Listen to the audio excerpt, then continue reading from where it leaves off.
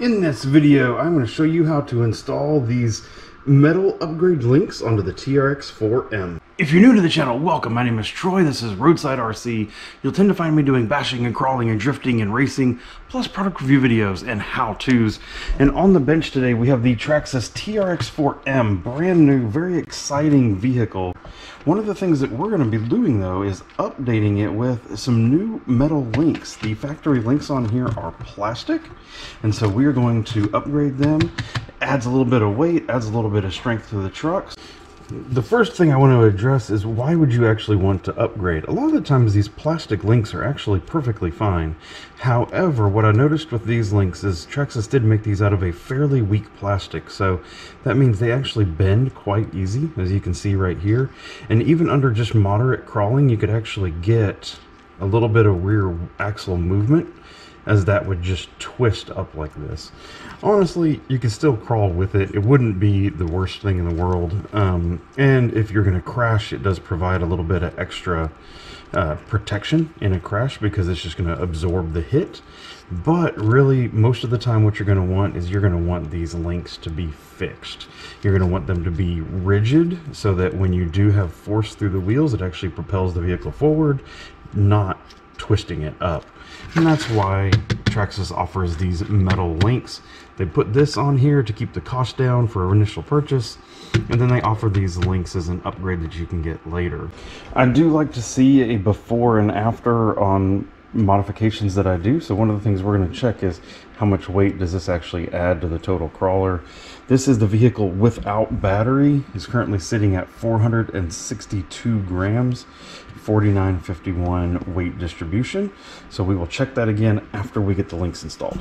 Let's get into actually getting these links off and swapping them over with the new ones. The first step is going to be removing the wheels themselves, and your typical RC T-wrench has the size on there that you need to get those off. With the wheels off, what we're going to now do is come in here. You can see the bottom shock mount. This is on the front. Bottom shock mount goes one screw through it and that lower rod. Same thing back here. We have one screw that goes in through that rod into the center skid. I'm going to take both of those out. Now with those screws out, you just slide this link out. And then we come over here and we're going to carefully match up versus the supplied parts, because we have 4 long rods that look like they're all the same length, 2 intermediate and 2 short. It looks like these front lower links are the intermediate links. So we're simply going to just put those right back in place after I've confirmed that they are indeed the same length.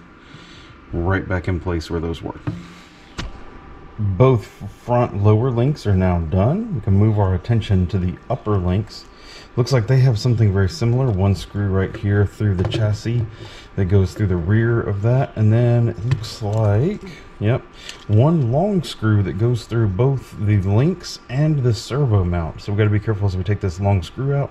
It looks like it's going to impact a lot. We're going to have a screw all the way through servo mount and both links. A couple things to note: to get this longer screw out from that whole link mount in the front, a pair of small needle nose pliers were really helpful to get it out of there. And as you may expect, these upper links are the shortest of the links that come in the new kit.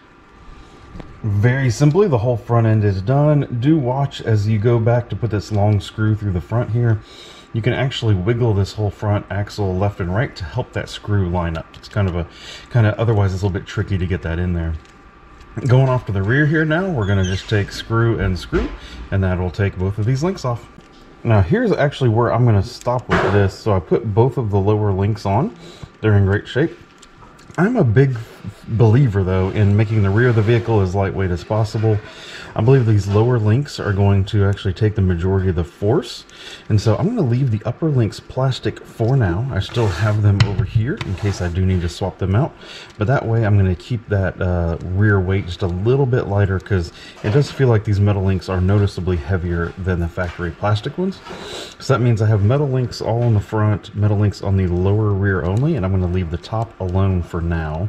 We're going to test it like this first, and then maybe later at a later date swap those over to the metal ones. So let's get the tires back on it, and then we can test to see just how much weight difference did this make, both to the total weight, but then also to the front rear weight balance. Moment of truth here now. Body's back on, still no battery in it. Scale is 0. Remember, we were at like 462. And now we're at 483. So we actually gained about 20 grams of weight.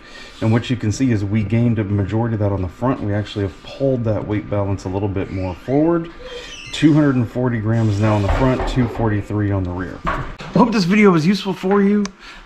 All these links installed on the TRX-4M. If you have any questions about it, feel free to comment down below and I will respond as quickly as I can. Also, I have a TRX-4M playlist of everything that I've done with this. That'll be right over here to your right, and we will see you in that video. Thank you and goodbye.